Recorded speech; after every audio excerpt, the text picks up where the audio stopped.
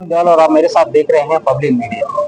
पहुंचे हैं दिल्ली के प्रगति मैदान में, जहां 23वां इलेक्ट्रिक व्हीकल एक्सपो लग चुका है। मैं आपको बता दूं कि देश के अंदर बढ़ते हुए प्रदूषण को कम करने के लिए अब इलेक्ट्रिक व्हीकल जो है वो मैदान में है। बताया जा रहा है कि इलेक्ट्रिक व्हीकल के आने से देश के अंदर प्रदूषण भी कम होगा। बहुत सी कंपनियां हैं अपनी अपनी गाड़ियों को लेकर, अपने अपने व्हीकल्स को लेकर आज यहाँ पे एक्सपो प्रदर्शनी में पहुंचे हैं।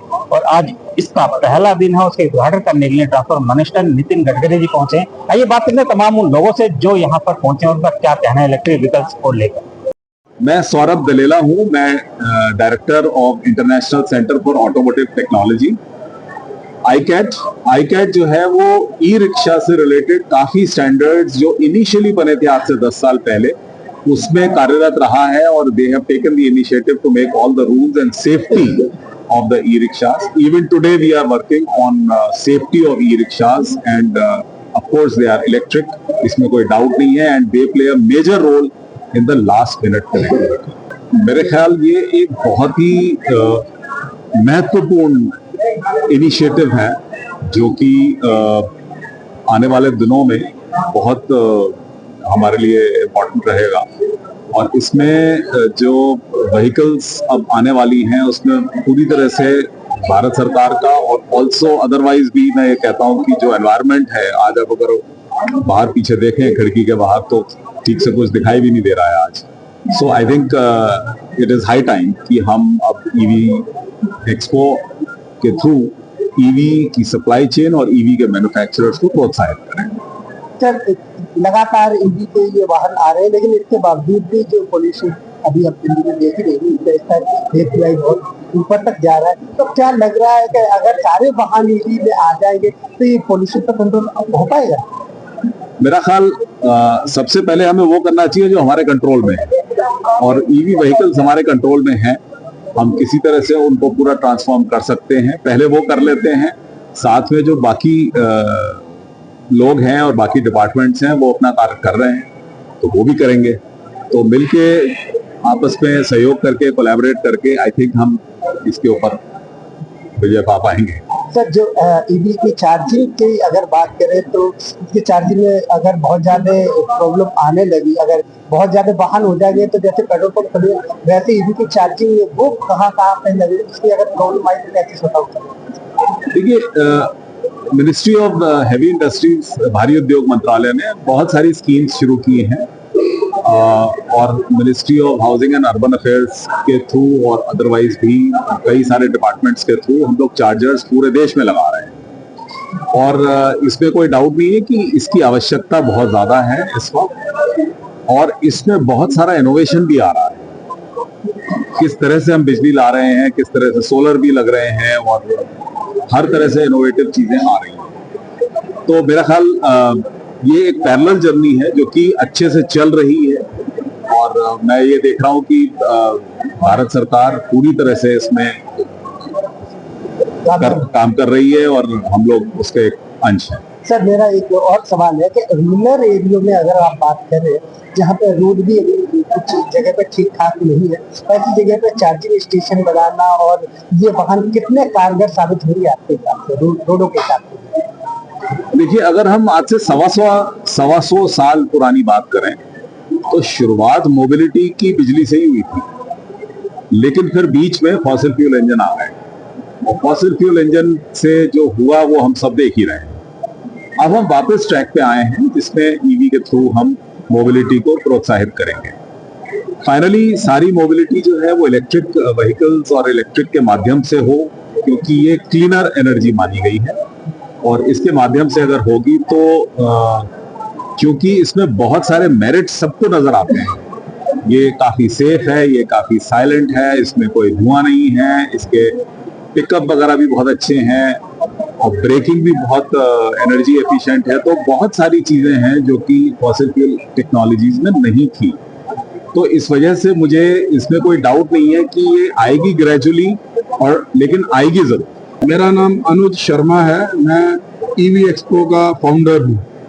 सर, जाता हुआ साल है और 23 की एक्सपो यहाँ पर प्रदर्शित की जा रही है, जाके नहीं। देखिए, ऐसा है कि हमारा देश बहुत तेजी से तरक्की कर रहा है विकसित भारत की तरफ। 2047 का जो विजन है $5 ट्रिलियन की जो इकोनॉमी है वो आपको यहाँ से आती हुई दिखेगी। और आप देखो कि इलेक्ट्रिक व्हीकल जो है वो आने से क्रूड ऑयल जाएगा, और क्रूड ऑयल जाएगा तो डॉलर का प्राइस नीचे गिरेगा। और जो हमारा देश सोने की चिड़िया है तो यही है कि हम किसी और पे डिपेंड ना करें, हमारे सारे रोजगार खुद होने चाहिए। और हमारे पास तो दुनिया की सबसे बड़ी पॉपुलेशन है, हम दुनिया के 18% हैं। 700 करोड़ में लगभग 140 करोड़ भारतीय हैं, और इतना बड़ा व्यापार जो उनसा है वो अगर क्रूड ऑयल जो 22 लाख हजार करोड़ का हमारा इंपोर्ट है वो खत्म करेगा ईवी, तो हम कहाँ तरक्की करके जाएंगे। तो मुझे लगता है कि भविष्य बहुत उज्ज्वल है, नया साल ईवी का बहुत उज्ज्वल है। तो क्या कितने कामयाब है इंडिया में अगर ईवी वाहन लाई? दमदारी के हिसाब से अगर बात करें तो ईवी वाहन कमजोर साबित हो रही है पेट्रोल और डीजल के वाहनों से। देखिए, दो तरह के लोग होते हैं, जिनको गिलास के अंदर पानी आधा नजर आता है, कईयों को गिलास खाली नजर आता है।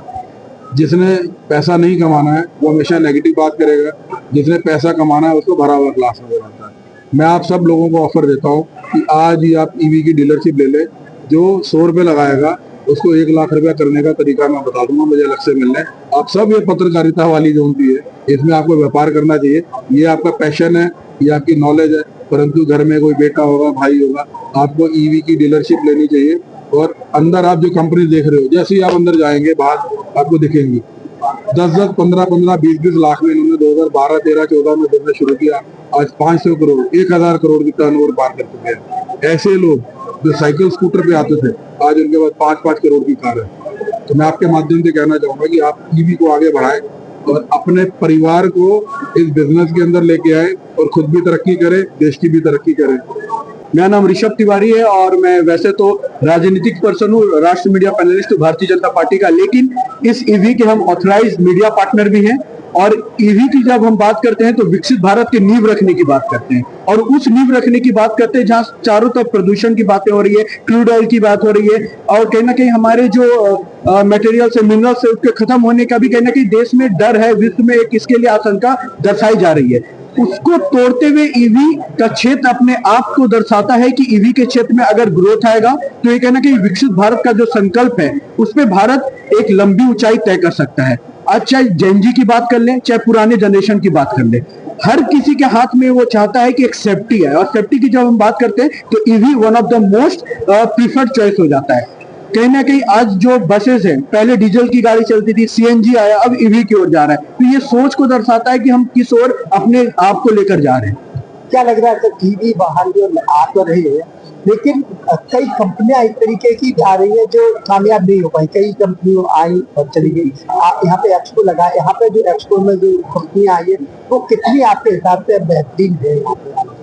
देखिए, किसी भी काम को शुरू करने से पहले रिस्क फैक्टर होता है, और जब लोग समुद्र में उतरते हैं तो डूबने का भी खतरा होता है। जो तैर के निकल जाते हैं वही बाजीगर कहलाते हैं। और हर काम में रिस्क को देखते हुए अगर काम करना छोड़े तो मुझे लगता है आपके हाथ में माइक नहीं होता, कैमरा नहीं होता, क्योंकि सबसे ज्यादा रिस्की काम तो आपका है। इसलिए मेरा ये मानना है कि किसी भी काम का पॉजिटिव एस्पेक्ट्स को देखना चाहिए, पॉजिटिव पॉइंट ऑफ व्यू को देखना चाहिए। और पॉजिटिविटी इसमें यह है कि 10 लाख रुपए और 1 लाख रुपए लेके भी बैठने वाला आदमी आज करोड़ का धंधा कर सकता है और सेफ्टी के साथ अपने कारोबार को बढ़ा सकता है। और दूसरा, जहां तक आपने कहा कि डूब जाना ही करना, तो एक तो सिंपल सा कहावत है, तू ख्वाबों करते ना घबरा, तू मन से ना अपने आप को गिरा, तू कर लेगा और बंदे मन में विश्वास जगा। तो इन नीतियों के साथ मुझे लगता है अगर कोई भी आगे बढ़ता है तो सक्सेस जरूर पाता है। मेरा अंतिम सवाल आपसे ये है कि क्या आप बीजेपी के, जैसे आपने बताया राजनीति में भी है, तो क्या सरकार को भी इसमें भागीदारी बढ़ चढ़ कर लेनी चाहिए? और सरकार के जो सरकारी वाहन है उनको भी अगर ईवी में कन्वर्ट कर ले वो, तो इफेक्ट ज्यादा पड़ेगा लोगों पे और ज्यादा ईवी के वाहन जो है मार्केट में आ गए। बेशक सरकार और खासकर मोदी जी की हम बात करें तो नई जनरेशन को इलेक्ट्रॉनिक्स और ईवी डिजिटलाइजेशन की ओर वो काफी अप्रोच किए हैं, चाहे यूपीआई का माध्यम हो चाहे ईवी के माध्यम से। अभी गडकरी जी भी आने वाले, उद्घाटन होगा। हर एक platform easy of doing business के तहत हो, स्टार्टअप के तहत हो, युवाओं के लिए रोजगार देने की बात हो, और इस पे युवाओं का ज्यादा क्रेज है। आज के हाथ में अगर स्कूटी पे देखेंगे तो लोग ज्यादा मोटिवेटेड। हाय, मेरा नाम शशांक जायसवाल है और मेरी कंपनी मार्केटिंग ड्यूड है, which is a PR agency, और हम यहाँ पे ऑफिशियली आगे पीआर पार्टनर है। तो जितनी भी मीडिया दिख रही है वो हमारे द्वारा इनवाइटेड है और एक बहुत अच्छी मुहिम है। ईवी एक्सपो जो है ये दुनिया का ही सबसे बड़ा ईवी एक्सपो यहाँ पे होने वाला है। इससे पहले ऑटो एक्सपो है, लेकिन ये ईवी इलेक्ट्रिकल व्हीकल के लिए एक्सपो है, जो कि अवेयरनेस भी फैला रही है कि कैसे हम पॉल्यूशन को कम कर सकते हैं, जो रिन्यूएबल एनर्जी है उसके ऊपर शिफ्ट हो सकते हैं। तो इट्स अ गुड मूवमेंट। अच्छा, यहाँ पे जो एक्सपो में जो वाहन आए कहाँ से आए? पूरे देश से आए हैं? पूरे वर्ल्ड से आए हुए हैं, पूरी दुनिया से आए हुए हैं। और जो भी लेटेस्ट टेक है आने वाले टाइम में भी जो 2026 में देखने को मिलेंगे वो भी यहाँ पे प्रदर्शित किया है।